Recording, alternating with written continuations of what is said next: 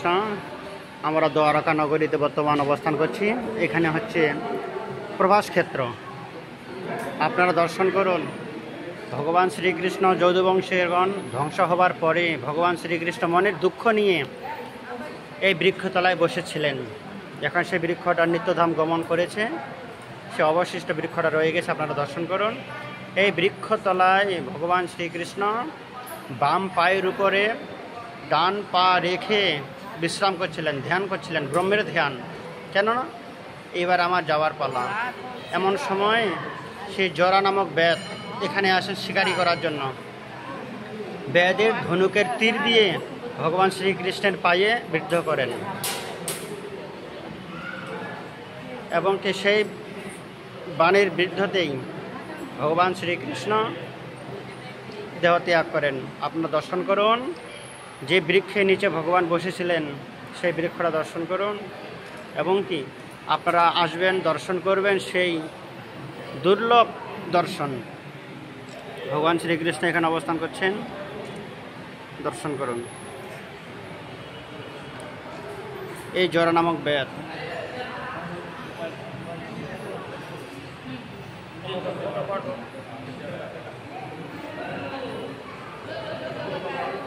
এই জরা ব্যাধ অন্য কেউ নয়, এটা ভগবান শ্রীকৃষ্ণের ভাই। কেন? বসুদেবের অনেকগুলো স্ত্রী ছিল, 18 জন স্ত্রী ছিল বসুদেবের। সেই বসুদেবের কোনো স্ত্রীর সন্তান, কিন্তু সেটা বসুদেব জানতেন না।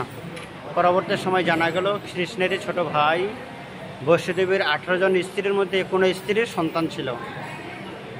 আপনারা দর্শন করুন। এই সেই বৃক্ষ।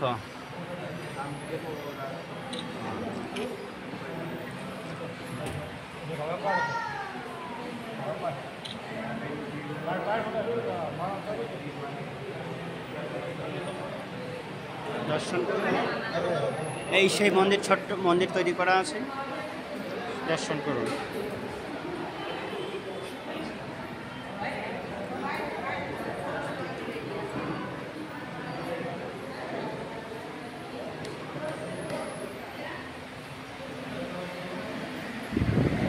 মহাদেব।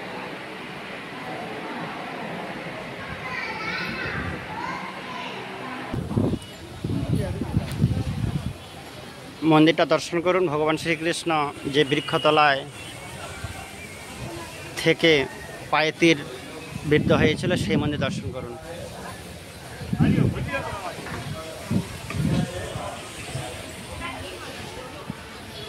দর্শন করুন।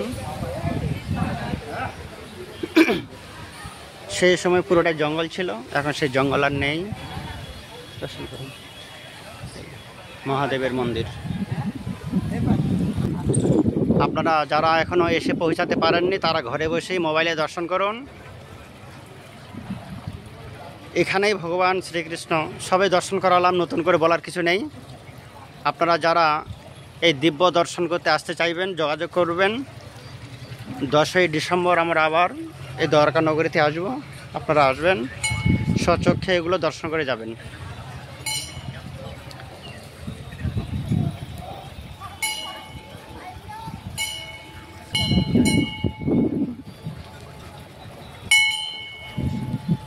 হরে কৃষ্ণ। আপনারা যোগাযোগ করবেন যদি আপনার ইচ্ছা থাকে দ্বারকা দর্শন করতে আসবো। হরে কৃষ্ণ।